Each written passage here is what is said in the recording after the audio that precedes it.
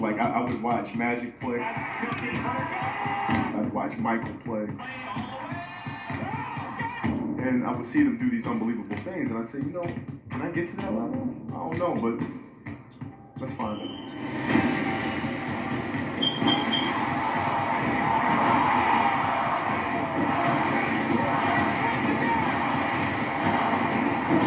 Best player in the game. Everything was done to try to learn how to become a better basketball player. Everything. And so when you have that point of view, then literally the world becomes your library to help you to become better at your craft. So because you know what you want, the world's giving you exactly the information you need to become better at it. Because you know what you're looking for. So many guys tell stories about your work ethic. Yeah. What was really your work ethic like, and for how long did you stay disciplined?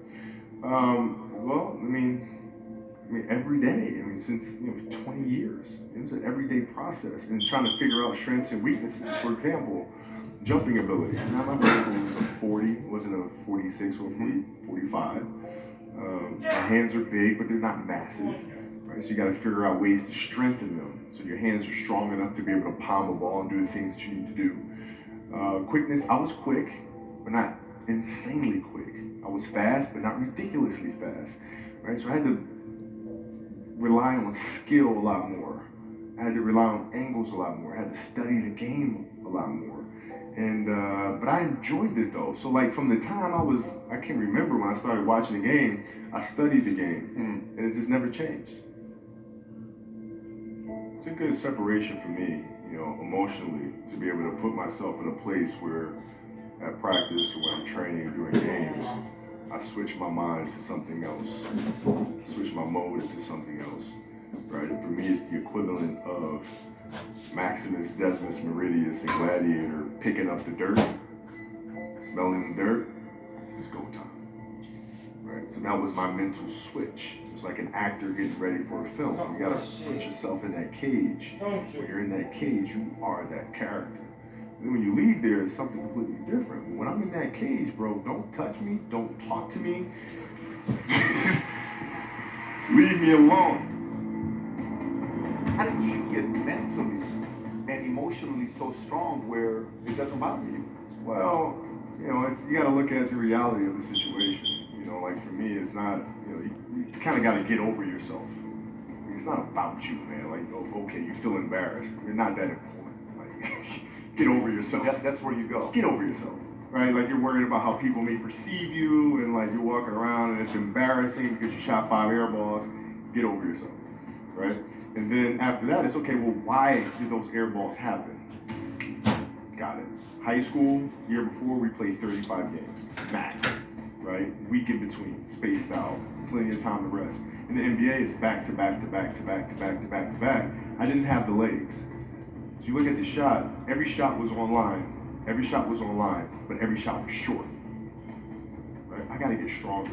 I gotta train differently. The weight training program that I'm doing, I gotta tailor it for an 82-game season, so that when the playoffs come around, my legs are stronger and that ball gets there. So I look at it with rationale. I say, okay, well, the reason why I shot air balls is because my legs aren't there. I go, well, make sure they'll be there. That was it. Done. Were there some things that you looked at and says, these 3 guys are as crazy as I am? At the time, I deal with what I've referred to as Goat Mountain. I went to Goat Mountain, and I talked to Magic, Michael, Bird, Keem Olajuwon, Jerry West, Oscar Robinson, Bill Russell.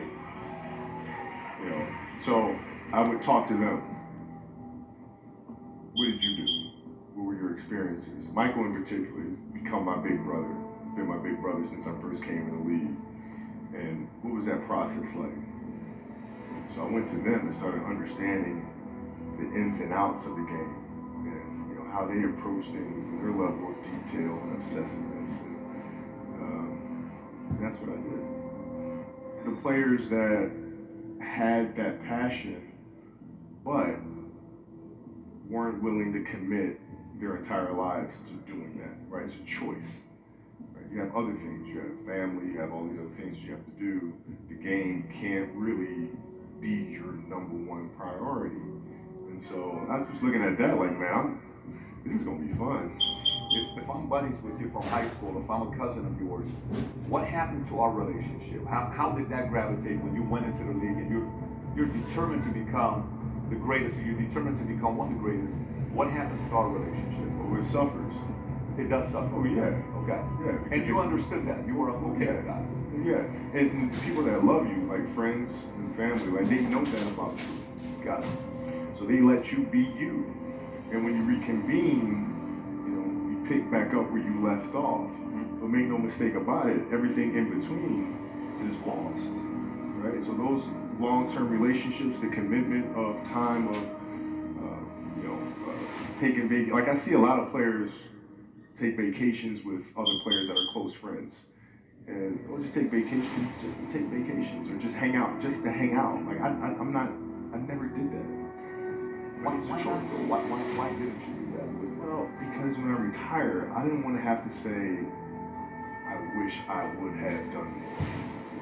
I don't want that. I don't want that.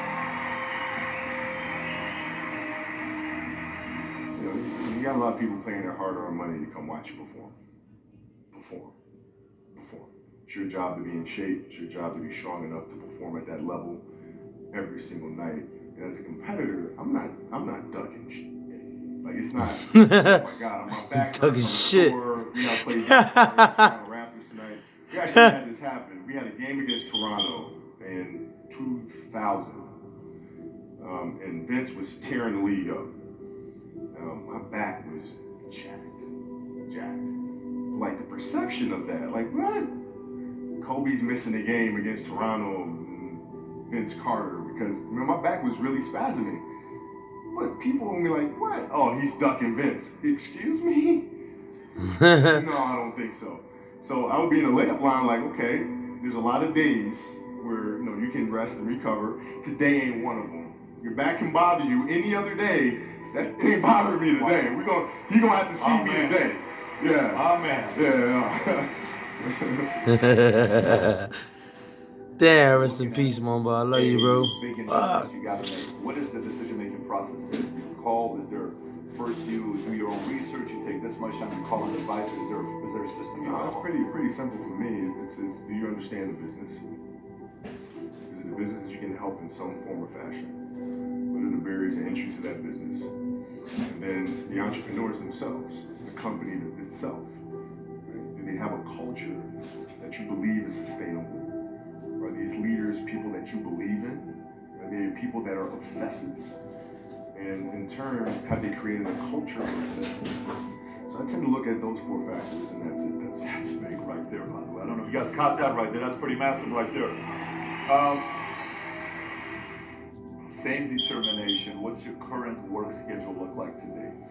It's different because I personally am not writing every word of the novels. I am not animating the films. What I have to do now is make sure that the people that we bring in, these obsessives that we bring in, are challenging themselves to do the best job that they think they can do. That's what I'm there for, is for them to constantly look in the mirror and self-assess and challenge themselves. If we have a project and you're saying, okay, I can do that, that's not the project we want. The projects that say, I don't know if I can animate that. I don't know how to write that story. I don't know how to do that. Those are the things we want, because through that curiosity, you'll reach a level that you didn't think was possible. And so running the studio, that's what I'm doing.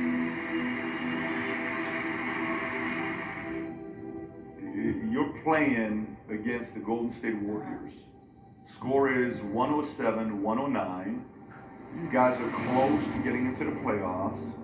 You know exactly what happens in the game. You go up, you're about to take your shot, and then all of a sudden, boom, your Achilles happens, right? You went and hit the free throws, and then you walked off the stage. Yeah. You got the surgery done. Right. I went in the trainer's room. My kids are in there, and know, they're looking at you and stuff, and I'm looking at them, and I'm like, you know, it's all right. Dad's gonna be all right. It'll be fine. It'll be all right. It'll be all right. It'll be all right. As a parent, you gotta set the example. You gotta set the example. This is another obstacle.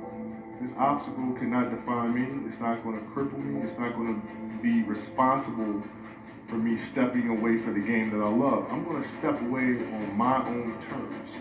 And that's when the decision was made that, you know what? I'm doing it. Doing it. That's perfect. Yeah.